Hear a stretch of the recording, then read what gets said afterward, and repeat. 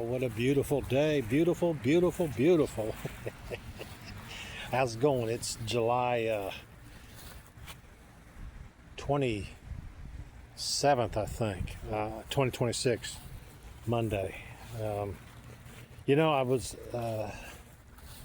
pondering on the importance of the innerness details of each one of us. Our consciousness, I guess, is a better way to express it. But how we all are creating our reality on the fly. I've known this for many, many years, but you kind of get complacent with it and you accept that, everything's just going to be, and the experience we have in our 3D life is real as far as our experience is concerned. But as far as the reality of it, we're actually not in the physical body as to the point of this is all we are. We're this much in this body. And that's the important point to understand, is the whole scope of the picture. And I've said this in other videos. There's a big V. All right, let me just put that there. You stand at the pinnacle of that bottom of that V. In your template reality, this is what is shown to me in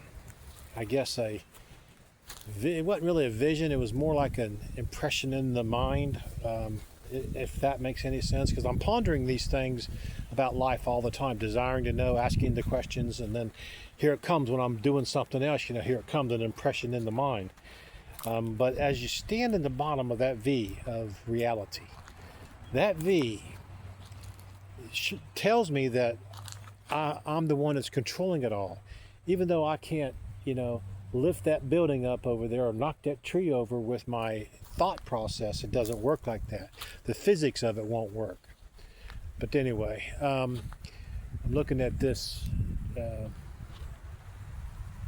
pokeweed plant, and you can eat these purple berries when they get ripe. Let me see if I can get one off here.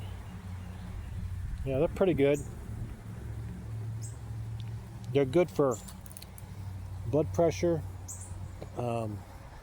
They help a little bit with pain if you have arteries that are kind of, blocked. That one was barely ripe enough. A little sour, but they're good.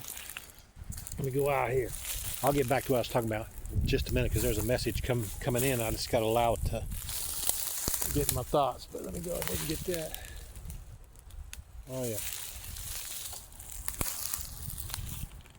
All right. We're standing in that pinnacle, and we control it all. But we don't have the kind of power that you could have like if you was in a cartoon. You can just draw something with your mind and knock it over, and it's done like that. It's not done like that. But our thought patterns are going out continuously, this energy frequency going out from our thoughts, our brain. Like, you see cartoons giving out a signal, whoop, whoop, whoop, whoop, of someone talking or whatever it is. It don't make no sense, but I was pondering these things. And what comes into my mind is, don't worry about anything. Stay focused on what you want to see in your reality. What you're seeing in your reality is the past of what your thoughts were, the past minute, the past hour, the past week, the past year of what you have desired to manifest. And it's all coming in according to what you think, believe, and define your reality as. When you start thinking about that, it's easy to lose, the full awareness of it in the moment, because you're doing something else, you're busy you're at work, you got to do your job, a host of things like that. But as you relax and allow things, because I don't worry about a dang thing, although I want some things to come in faster than they do, but I trust the timing of the universe. I trust the spirit and the energy of Christ flowing through me and each one of you, because we're in the second coming of Christ, but it's not going to be one individual coming through saving everybody. No, there's none of that, because there is no hell to be saved from. How do I know? I've been through the veil. I've seen it. Been to the veil, seen that there is no hell, see that we created all, see that there's basically two earths, there's two timelines, I should say, clarify that, but there's many earths. And each time we make a major decision in our life, we alter and make a new timeline, and we travel down that timeline. And the old us travels down the one we were on. Just like when I decided not to become an active believing member of the Church of Jesus Christ of Latter-day Saints. I didn't lose my devotion to the light of God or anything like that. But I saw the prism of my mind was I was not allowed to be the fullness of who I was in the belief structure that they set up. You need a savior to come in. You're dirty. You're a sinner. No, that's all in definitions. You understand? That's all in definitions. So once I got through that, and believe me, I've been in almost every calling in a ward or a branch that you could have except the bishop. I was in the bishopric or the presidency, branch presidency, things like that. I've been secretary, I've been the elders quorum president, the whole 9 yards. The whole 9 yards. Gave talks, been Sunday school president, whatever it is. In fact, that was the first calling I ever had in that church, was Sunday school president. I was baptized into the church in '89. Had a remarkable experience where I answered the question the missionary was asking me, "Are you willing to give these things up for the Lord?" Is what he said, or for God.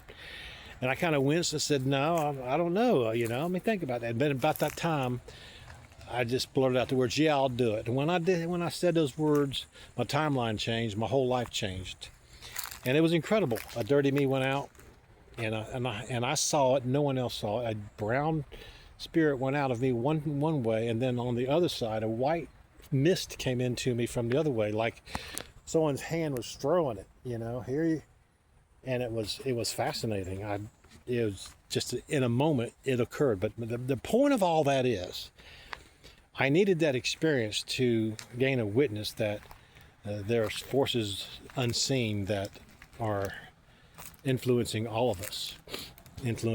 So, but I left the church, and now let me get back to that. When I left the church, the timeline split off. I know that I have 4 other lives, incarnations, I should say, going on at the very same time. And one of those incarnations, I am a bishop in that church. And I don't knock the church at all. I don't knock the people of the church. Love is a good thing, but it's this capturing your mind, your consciousness to where you can't be who you are, which is God. The timeline shifted. And so I know that because I had a perfect set of teeth with some issues. I had wisdom teeth before that timeline shift, and then after that timeline shift, within 6 or 8 months, whatever it was, went to the dentist and had x-rays done on, like they normally do. And he says, "You had your wisdom teeth out." I'm thinking, no, I never did. But then he says, well, he shows me the x-rays. You ain't, and I didn't learn this not 6 months later. I got to say this, it was many years down the road before I discovered this, but I going back and thinking about it, I remember something changed. I looked in the mirror and my smile changed just a little bit. The little tooth there was dropped back a little bit, and I wasn't like that before. So I'm a completely different person every moment that we make a decision. But when your timeline shifts, you become the other being that was always in that timeline. You understand? So there's still a version of me that's in the Church of Jesus Christ of Latter-day Saints, but my awareness and consciousness chose this path because of the impressions that I had, the images that I had, the visions that I had, and the dreams that I had. And when I went beyond the veil, that's what I knew. That was about 4 or 5 years ago now. I went beyond the veil and I saw that, it's all me. It was all me. I needed that experience. So anyway, but I share these things to help people understand that when you're in a religion, you've bound your mind up, you've bound up your consciousness into a set of beliefs. Your definitions captured you, and that is how your reality is going to present itself. It doesn't mean it's bad. No, it means whatever you believe is going to happen is going to occur. If you believe in Jesus is going to come in a pillar of light, you know, I know that's not going to occur, but for those who believe that, I think they'll see it in the next life when they pass away. They won't see it in this life, but they'll experience that because the universe delivers exactly what we believe and define ourselves to be, and what we define our reality to be. So that's my whole point of this video, is our reality is defined by what we believe, no matter what it is. And most people believe rationally, you know, they have this belief, that belief, whatever. That was the point of this whole video, okay? So have a great day, and so it is.